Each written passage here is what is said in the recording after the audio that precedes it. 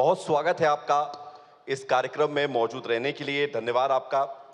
और जब हम बात कर रहे हैं शिक्षा सम्मान की, शिक्षा वो सीढ़ी है जिसके माध्यम से सिर्फ हम का खा गा नहीं, 1 2 3 नहीं, ABCD नहीं, बल्कि जीवन में ये भी सीखते हैं कि किससे कितनी सलीके से बात करनी है, कैसे बात करनी है, कैसे हमें अपने भविष्य को संवारना है, कैसे हमें अपने जीवन को बनाना है।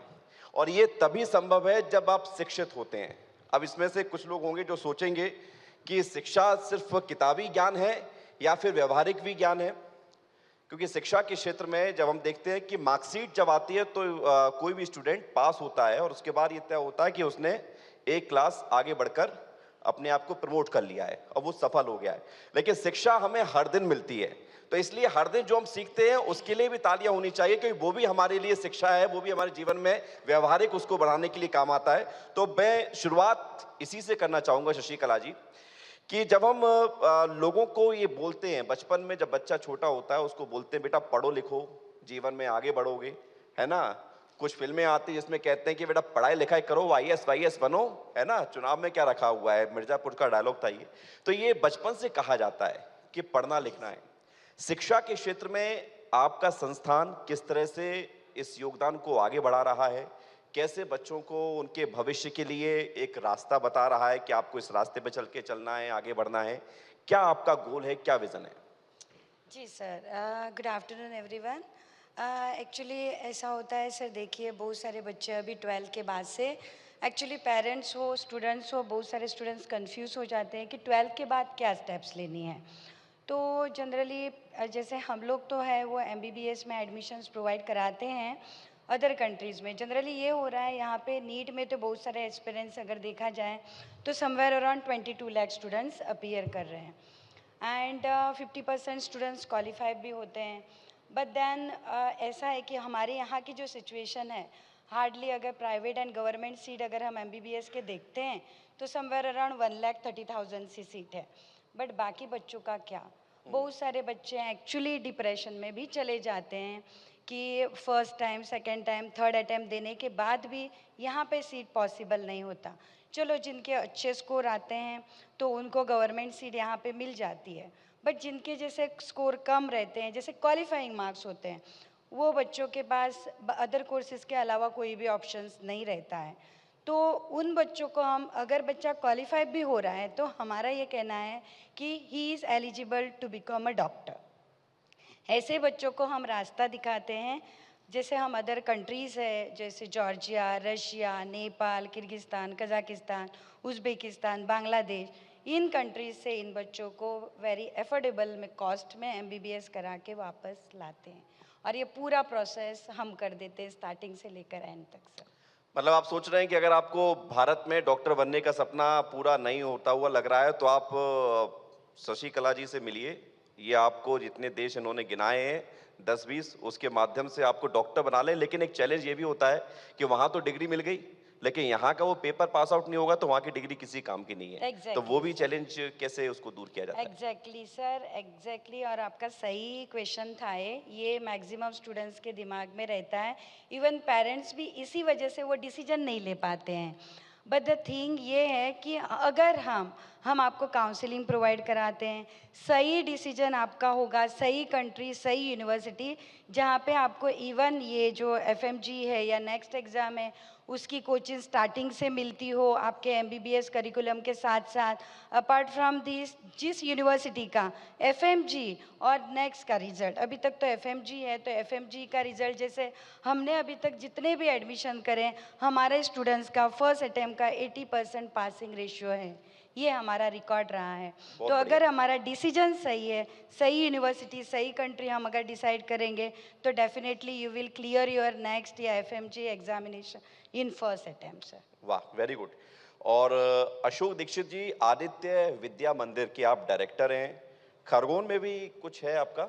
श्योर, खरगोन और संस्था है हाँ। Aditya international school. ओके। तो स्कूलिंग के क्षेत्र में डॉक्टर तब बनेंगे जब आपके यहाँ से निकलेंगे, जी। मतलब फर्स्ट स्टेप आपसे है।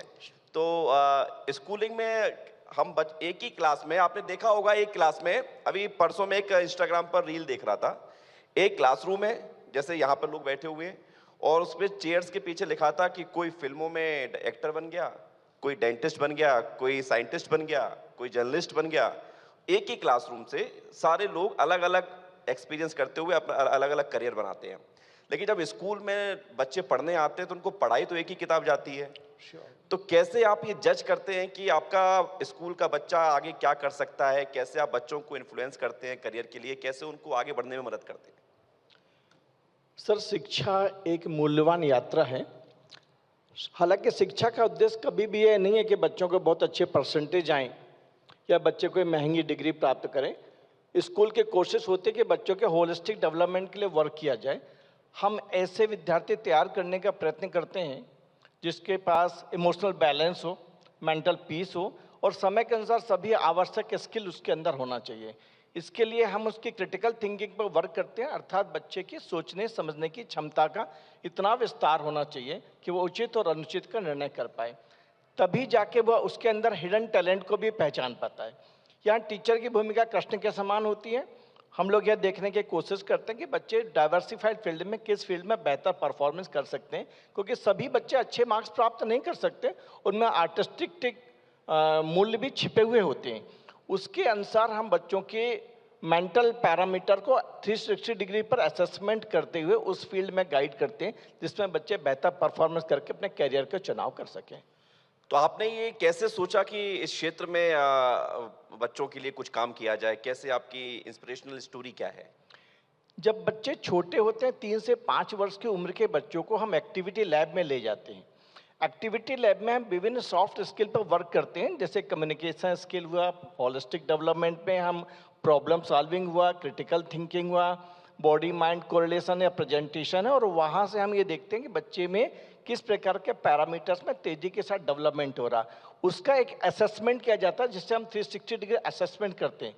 जब बच्चा 3 से 6 साल तक का होता है तब तो चारों तरफ के वातावरण के अनुसार उसकी पसंद और नापसंद होती है, लेकिन 5 से 6 वर्ष के बच्चे की उम्र में उसमें एक इमेजिनेशन विंडो डेवलपमेंट होने लगती है और उस इमेजिनेशन विंडो को परस्यू करते हुए बच्चे के अंदर हिडन टैलेंट बाहर आने लगते हैं और उसी फील्ड में उसके मेंटर्स उसे गाइड करते हैं, तब जाके वो एक करियर के रास्ते पर अपने आप को पाता है।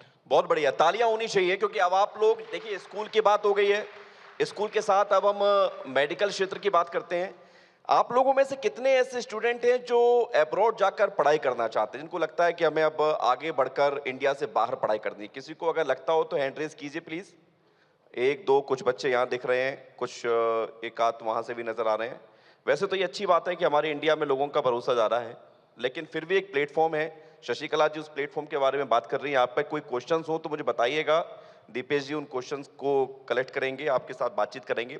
मैं अगले सेगमेंट में आता हूँ कि आपने कहा कि हर बच्चों को एडमिशन तो इंडिया में नहीं मिल पाता, ये बात आपकी बिल्कुल सही है। लेकिन सही बात बताऊं तो मेरे भी कुछ ऐसे जानने वाले हैं जो शो ऑफ के लिए चले गए विदेश और उसके बाद लौटकर वो एग्जाम क्लियर नहीं कर पाए, तो वो डॉक्टर बनते बनते रह गए। क्या कोई ऐसा प्लान है जहां पर वहां डिग्री तो ले लें? ऐसा नहीं कि वहां डिग्री बढ़ती हो, वहां भी पढ़ाई होती है। Exactly. लेकिन वहां पर डिग्री ले लें और उसके बाद फिर अगर यहाँ पर क्लियर ना कर पाए तो फिर उनके पास प्लान क्या बचता है? सर देखिए, वैसे तो ये पहले ही होना चाहिए कि कौन सी कंट्री हम ले रहे हैं। अगर बच्चा यहाँ से जा रहा है और यहाँ क्लियर नहीं कर पा रहे, तो जहाँ आज खड़े हैं स्टूडेंट वहीं खड़े रहेंगे एक्चुअली 6 इयर्स के बाद भी। तो पहले तो हमें यही क्लियर करना चाहिए कि जो ऑप्शन यूनिवर्सिटी हो गई या कंट्री हो गई, ऐसी जगह पे बच्चे को भेजें। खाली डिग्री तो सर कोई भी कंट्री में जाएंगे स्टूडेंट्स तो मिल जाएगी, बट जब स्टूडेंट्स यहाँ आके उसको एग्ज़ाम को क्लियर करें, ये पहला होना चाहिए अपने इसमें। बाय चांस अगर कोई स्टूडेंट्स क्लियर नहीं कर पाते हैं सर यहाँ पे, तो फिर अदर मेडिकल फील्ड में वो जा सकते हैं, या फिर गल्फ़ कंट्रीज़ हैं जहाँ पे जस्ट इंटरव्यूज़ देके उस कंट्रीज़ में सेटल हो सकते हैं। बट वो बच्चे जैसे इंडिया आएंगे तो फिर उनके लिए थोड़ा सा डिफ़िकल्ट हो जाएगा ये चीज़। तो हम यही प्रयास करते हैं कि जब हम यूनिवर्सिटी सिलेक्ट कराते हैं या कंट्री देते हैं, तो ऐसी कंट्री ऐसी यूनिवर्सिटी में स्टूडेंट जाएँ जहाँ से हमारी जो एग्ज़ाम है स्क्रीनिंग टेस्ट, उसकी कोचिंग या उसकी प्रिपरेशन थ्रू इंडियन प्रोफेसर या इंडियन लेक्चरर स्टार्टिंग ईयर से उनको वहाँ पे मिले। ये हमारा प्रायोरिटी प्रयास है। हम इस मिशन से या इस विजन अच्छा, से लेकिन बच्चों एक को बात है, भेज ही नहीं कितना रहे हैं। पैसा खर्च होता है? पैसों के सवाल है कि नहीं? अभी डॉक्टर बनना है तो पैसे हैं, करोड़, 1.5 करोड़, 50 लाख, कितना लोगों को एक इमेज है कि इतना यस पैसा सर, लगता है। अगर कोई भी अब्रॉड की नाम ही आता है अब्रॉड, तो हर एक के दिमाग में ये रहता है मोर देन 1 CR तो लगेगा, ठीक है sir. But again it's completely depend on the university to university, country to country, but still minimum budget की बात करें तो हम tuition fees, hostel fees, even fooding अगर मिलाते हैं तो 25 लाख से स्टार्ट होता है। अगेन फिर कौन सी यूनिवर्सिटी ले रहे हैं, मतलब कौन सी 25 लाख में आप डॉक्टर बना देते? यस सर, 25 लाख में 25 डॉक्टर लाख बन में जाओ। डॉक्टर बनने का एक विकल्प है।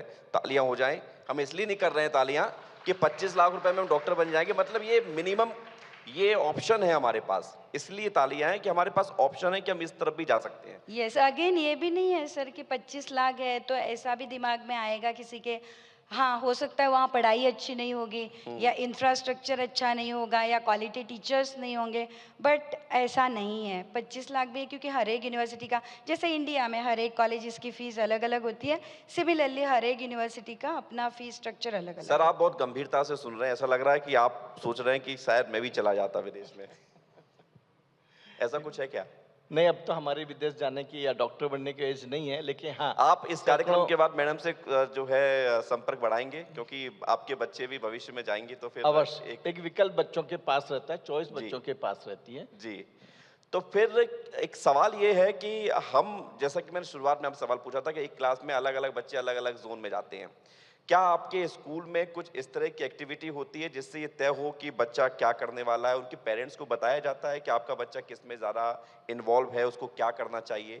क्योंकि अमूमन मैं एक बात बताता हूँ, आप लोगों ने भी इससे अपने आप को जोड़ा होगा कि स्कूल में बच्चा पढ़ गया, 10th के बाद, 12th के बाद फिर स्कूल का काम खत्म, बच्चे को क्या करना है ये बच्चा समझे। पेरेंट्स भी कहते हैं कि बेटा आप देख लो, बेटी आप देख लो, आपको जो अच्छा लगेगा हम आपके साथ खड़े हुए हैं।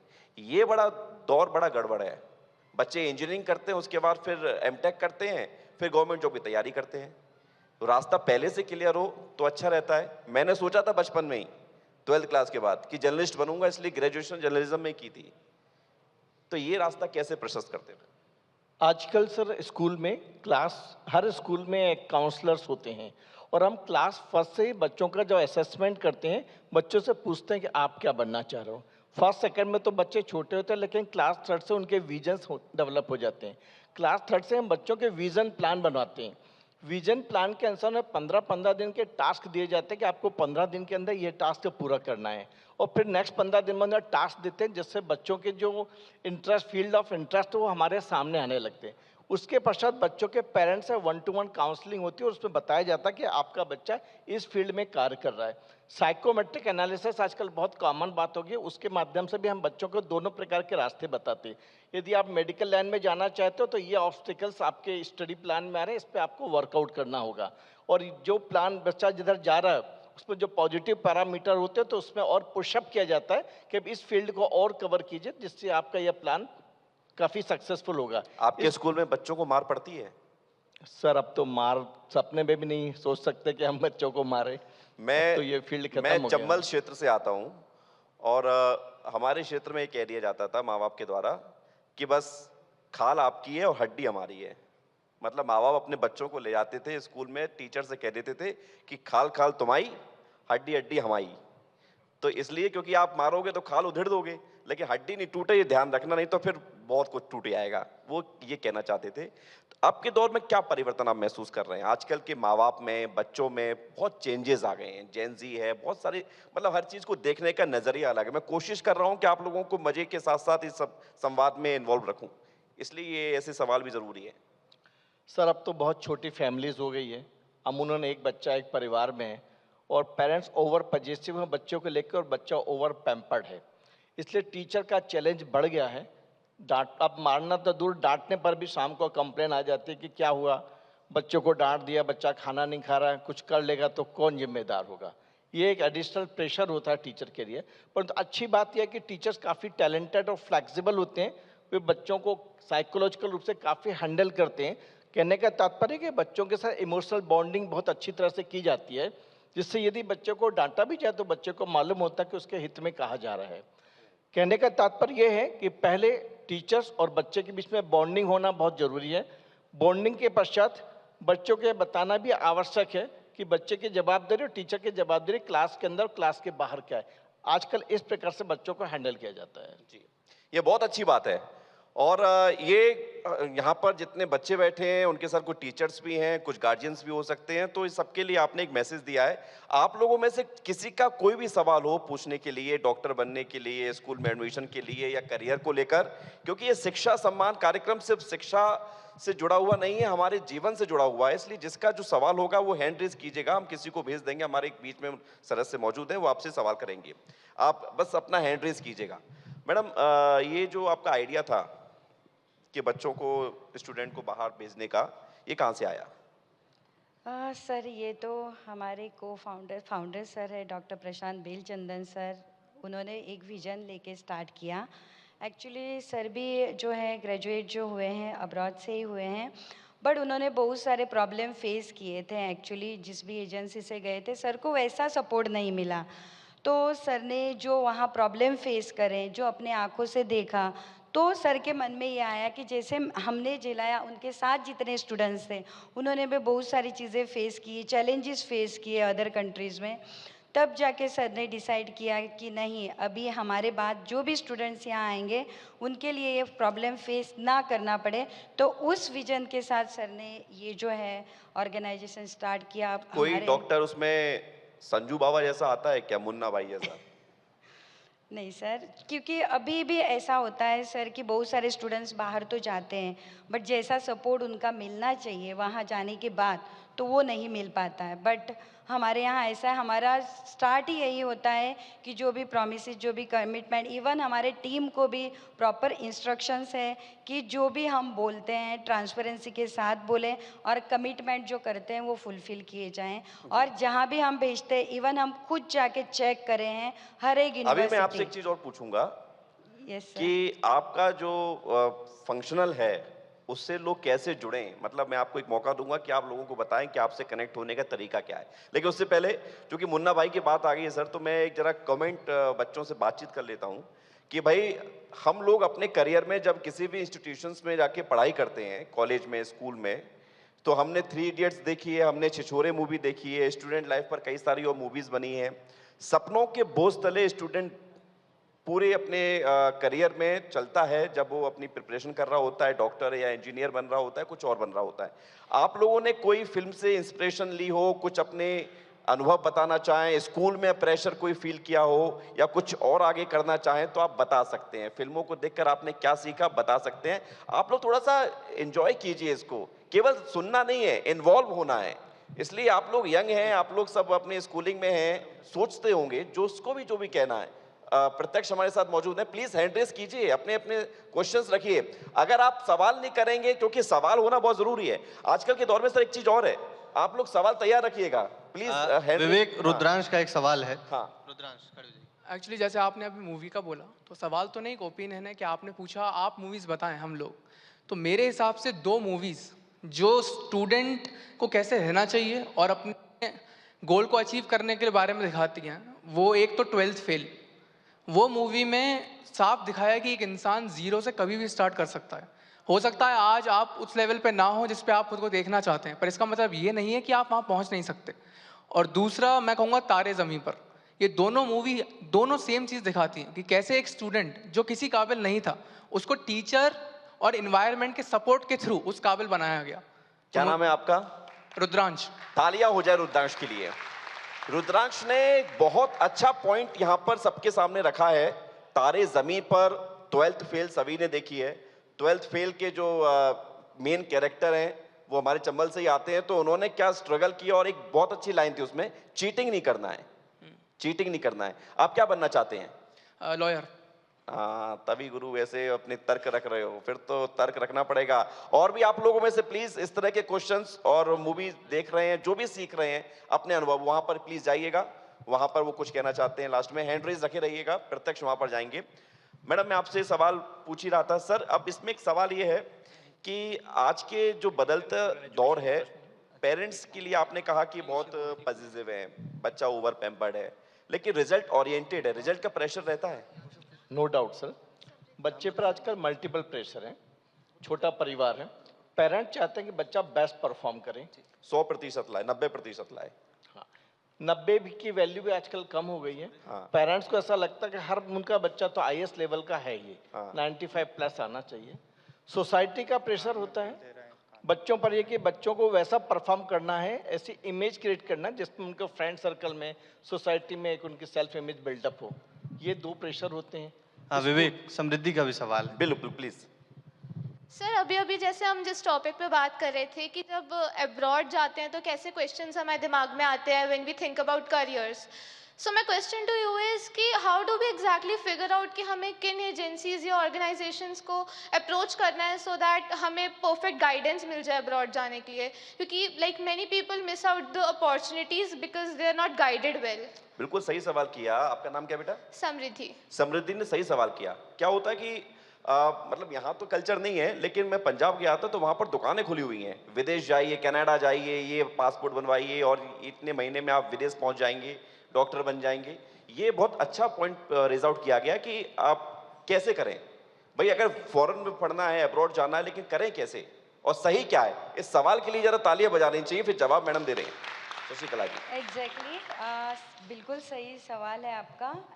ये है सर, हर जगह जगह पे कंसल्टेंट है, बट अगर मैं किसी कंसल्टेंसी के साथ आगे बढ़ना चाहते हैं, चाहे वो पेरेंट हो, स्टूडेंट हो, तो पहले तो कंसल्टेंसी की ऑथेंटिकेशन जो है वो चेक करना ज़रूरी है। अगर आप हमारे पास आए तो एक्चुअल हम कर रहे हैं, तो हमारे हो गए डॉक्यूमेंट्स रहते हैं हमारे, हम डायरेक्ट ऑथराइज है या नहीं। सपोज़ कि मैं आपको कोई भी एक यूनिवर्सिटी बता रही हूँ, एग्जांपल फॉरेन की, तो उस यूनिवर्सिटी में एडमिशन्स लेने के लिए हम ऑथराइज पर्सन है या नहीं, हम डायरेक्ट करते हैं या नहीं, ये भी आप डॉक्यूमेंटेशन चेक कर सकते हैं। अगर जो भी यूनिवर्सिटी मैं बता रही हूँ, आप मुझे बताओगे कि ऑथराइजेशन लेटर दिखाओ, तो वो डॉक्यूमेंट्री मेरे पास होनी चाहिए। आप इस तरीके से उसको लेकिन वो ऑथराइज कर डॉक्यूमेंट्स सकते हैं, ओरिजिनल चेक है कर या सकते नहीं है, हैं। वो कैसे फिर वेरीफाई होगा? सर उसके लिए उसके ऊपर ईमेल आईडी भी रहते हैं, यूनिवर्सिटी के नंबर्स भी रहते हैं, चाहे तो आप यूनिवर्सिटी में मेल डाल के पूछ सकते हैं। क्या होता है ना सर, बहुत सारे जैसे आप बोल रहे हैं पंजाब से इधर कोने कोने में कंसल्टेंसी है, ऐसे होता है second party, third party, fourth party, ऐसे भी रहते हैं एजेंट। उस केस में ये प्रॉब्लम आप फेस करेंगे कि आपको ट्रांसपेरेंसी नहीं होगी, स्पेशली फ़ीस को लेकर, और जैसे सर्विसेज आप एक्सपेक्ट करते हैं। सपोज़ कि हम स्टूडेंट्स को भेज रहे हैं बाहर, तो हम एज अ सेकेंड गार्जियन आपको हेल्प करेंगे, नो डाउट। आपके पेरेंट्स हमेशा फर्स्ट गार्जियन रहेंगे, बट फॉर 6 ईयर, जैसे MBBS का ड्यूरेशन 6 ईयर्स है, फॉर दिस 6 ईयर्स हम आपके एज अ सेकेंड गार्जियन रहेंगे। तो वो आप चेक कर सकते हो, हमारा लेटर हो गया, उस पर मेल आईडीज़ होते हैं, फ़ोन नंबर्स होते हैं, आप डायरेक्टली मेल कर सकते हैं और उसको चेक कर मीन्स सकते हैं। मतलब मैं इसको और आसान बताऊं तो प्लस इससे और आसान तरीका ये भी है, हमारे बहुत सारे स्टूडेंट्स पास आउट स्टूडेंट्स हैं अभी भी, अगर हम देखें इंडिया में एंड अदर कंट्रीज़ में ऑलरेडी सेटल्ड है, प्रैक्टिस कर रहे हैं। उन स्टूडेंट्स से आप नंबर हमसे ले सकते हैं, उन स्टूडेंट्स को पेरेंट्स को जाके मिल सकते हैं, एक्चुअली जो हमने कमिटमेंट किए क्या वो कमिटमेंट सही है। और ऐसे स्टार्टिंग में कोई भी बोल सकता है हम ये सर्विसेज लेंगे, वो समृद्धि जी, सर्विस, बट एक्चुअल वो समझ 6 गए साल आप? तक हमने दिए हैं क्या, तो ये आप रियलिटी चेक टेस्ट कर कर सकते लीजिए हैं मैडम का डायरेक्टली मतलब ये मिल है के। कि रियलिटी टेस्ट कर लीजिए। नंबर जो पास आउट बच्चे हैं उनके बात कर लीजिए, उनसे एक्सपीरियंस ले लीजिए, उसके बाद अपना डिसीजन आगे बढ़ जाइए। हाँ, मुझे वो लगता भी है कि- ऐसा नहीं कि हाँ। खाली एक पेरेंट, 2 पेरेंट, वो तो कोई भी रेडी भी कर सकता है। आप ऐसे कितने भी नंबर बोलोगे, आप जिस एरिया में हो, हर कोने कोने से हमारे स्टूडेंट्स गए हुए हैं, एट प्रेजेंट भी स्टूडेंट्स हमारे पढ़ रहे हैं, साथ ही साथ में पास आउट्स भी है, अभी भी जाने वाले स्टूडेंट्स हैं। जैसे हम जनरली बैच में भेज देते हैं, पूरी फ्लाइट भी बुक करके चार्टर्ड फ्लाइट से भी भेज देते हैं, 180 स्टूडेंट एक फ्लाइट में भेज देते हैं। तो अकॉर्डिंग टू दैट आप चेक कर सकते हो, आप जाके मिल लीजिएगा पेरेंट्स से, तो भी प्रॉब्लम अच्छा, नहीं। ये अगर लेकिन- आपको लगता है जी, आपको अभी आपने बताया यूनिवर्सिटी कि आप विजिट पूरी करनी है। फ्लाइट बुक करके भेजते हैं। अभी हमने देखा था कि जब यूक्रेन में वॉर की Exactly. सिचुएशन आई, या फिर और दूसरी कंट्रीज में जहां पर इस तरह का माहौल बना और वॉर जैसे लाइक उसमें सिचुएशन बनी, तो बड़ा मुश्किल हो जाता है उनकी सिक्योरिटी को परखना, उनकी सिक्योरिटी को बनाए रखना। गवर्नमेंट हमारी बहुत सतर्क होती है, बच्चों का ध्यान रखती है, इंडियंस का ध्यान रखती है, लेकिन फिर वो कंसर्न आपकी कंपनी का क्या रहता है? सर देखिए, अगर 2 सिचुएशन ऐसी थी, एक तो यूक्रेन रशिया वॉर और एक कोविड के टाइम पे। तो कोविड के टाइम पे जबकि सारी फ़्लाइट्स बंद थी, देन टू हम लोगों ने परमिशन लेके एम्बेसी से फ़्लाइट बुक करके उन बच्चों को वापस लाया है। ये एक एजेंसी का पूरा रोल रहता है और ये हमने किया है। At the time of Russia Ukraine war, Russia में मैक्सिमम जैसे सैंक्शंस लगे थे, फिनेंशियली विड्रॉवल एंड ऑल नहीं होते थे, बट हम लोगों ने यहाँ से रूबल उनकी लोकल करेंसी पहुंचाई है उस ड्यूरेशन में।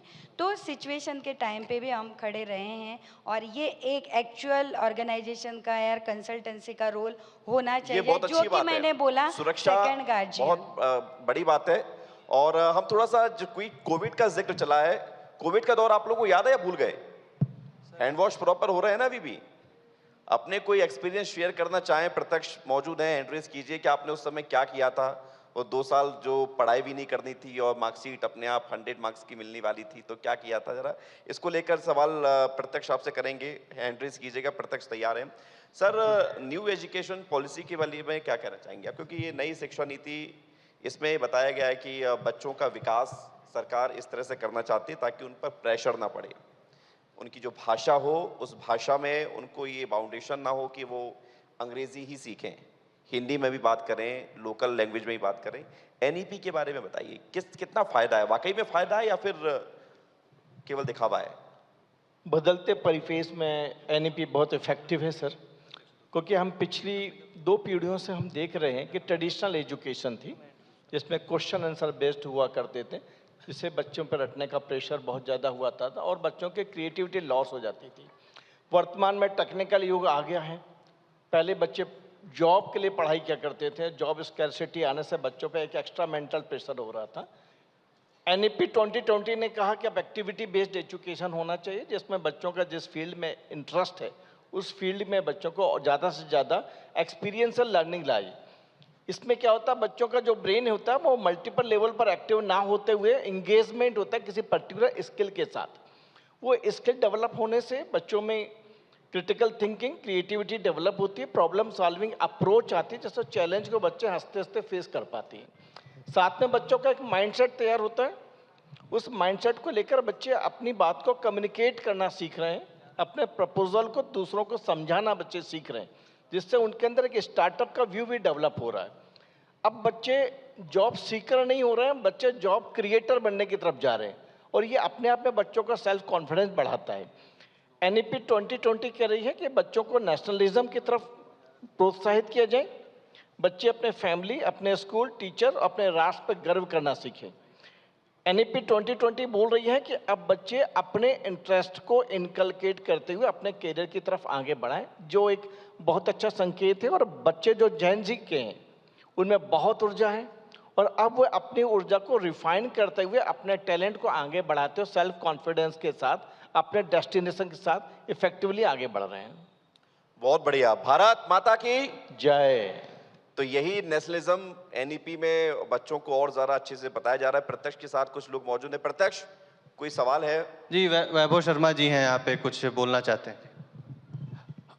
नमस्कार विवेक जी। नमस्कार। जिस तरह से आप संचालन कर रहे हैं और जिस तरह आप कनेक्ट कर रहे हैं लोगों को, उसके लिए मैं आपके धन्यवाद देता हूं। Thank you sir, thank you. और विस्तार न्यूज़ को मैं धन्यवाद देता हूं, जिसने सबसे पीछे के व्यक्ति का भी ध्यान रखना का प्रयास किया है। ये मैं देख रहा हूं, क्योंकि मैंने हैंड रेस किया और मुझे बहुत ध्यान रखा गया कि मैंने कुछ हैंड रेस किया है। अभी मैं ये देख रहा हूँ, जैसे आपने चंबल से कनेक्ट किया, मैं भी चंबल से हूँ, और आपने मनोज शर्मा जी की बात की। ऐसे बहुत सारी प्रतिभाएं चंबल क्षेत्र में रही हैं जिन्होंने बहुत ऊंचे तक काम किया है। हमारे एयरफोर्स में भी अभी भदौरिया साहब रिटायर हुए हैं, और number of officers, number of sportsman हमारे से निकले हैं। सेना में वहाँ से सबसे ज़्यादा लोग रहते हैं, ये सब जानते हैं। विस्तार न्यूज़ का मैं बहुत प्रशंसक रहा हूँ। ब्रजेश राजपूत जी को मैं आज तक के समय से जानता हूँ, देखता हूँ, समझता हूँ। तो मैं इसीलिए मैं धन्यवाद देना चाहता हूँ कि आपने एक सवाल बहुत अच्छा उठाया था अभी, खाल और हड्डी का। जी, मैं कानून से विषय से संबंधित व्यक्ति हूँ।